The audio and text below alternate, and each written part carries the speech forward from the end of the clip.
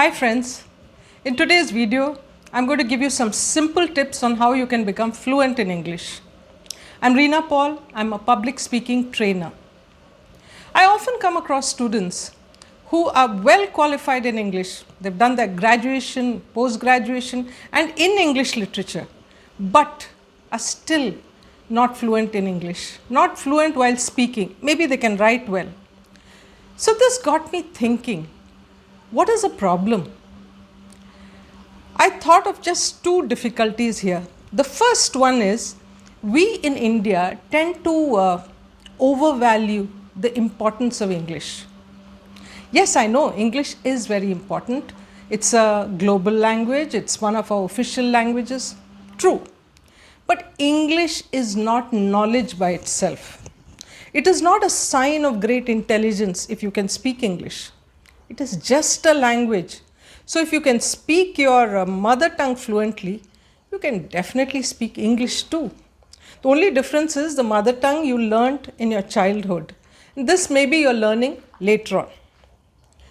So it's time to throw this idea from your mind, banish the thought that English is some great mountain peak which you can never conquer.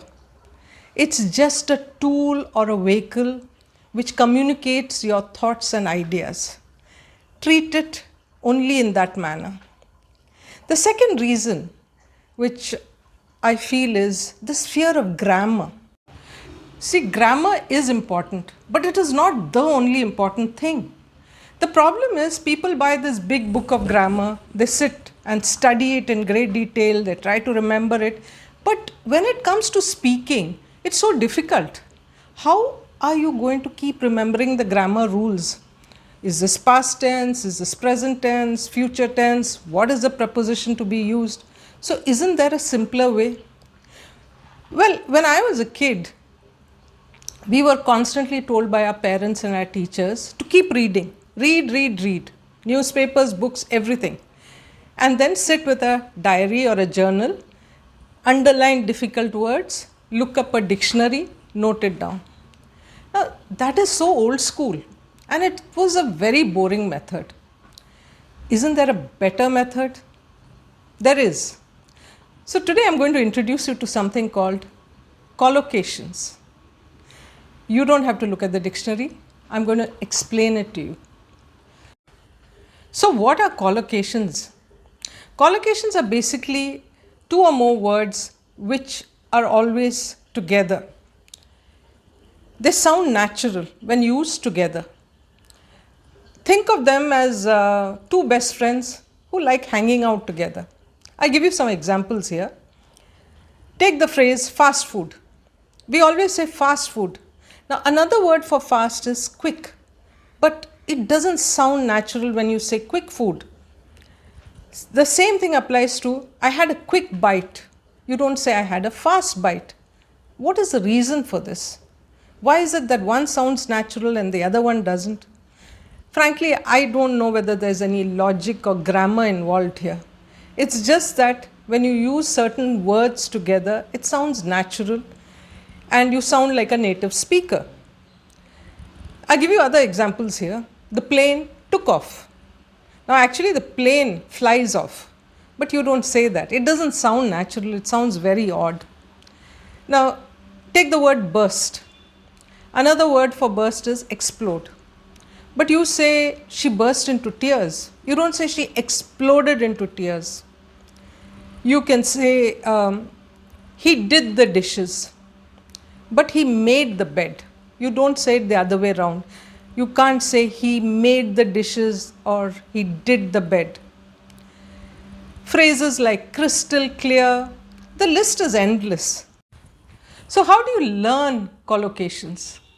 Before I tell you that, I have a small request. Please subscribe to my channel and do press the bell icon if you want to see more such videos. So how can you learn collocations? I recommend that you immerse yourself in English and then the process becomes interesting and enjoyable. And by immersing yourself in English, what do I mean? Three things. Read more, listen more and watch more. Read more, read plenty of books, magazines, anything that you like, comics, anything that is printed. Listen more, listen to good talks like TED Talks, there are podcasts, and if you're one of those who doesn't like reading, then there are audio books too. There are free audio books. And finally, watch. That is the fun part. Watch movies, watch web series. Now, so far you might have been watching movies only for the storyline. But I recommend that in future, you not only watch the story, but pay attention to the language. Start observing the groups of words that are chunked together, the cluster of words, what we talked about, the collocations. And when you come across interesting ones, just note it down. Keep a journal for that purpose. Later on, you can skim through it, and you will find that slowly these phrases, as you skim through it, it goes into your subconscious mind and you'll start using it in your daily conversation. That's when English becomes more fluent. Good input resulting in excellent output. The mistake I made as a kid was reading, underlining single words, checking it in the dictionary. The problem is when you do that with single words, you still don't know how to use it.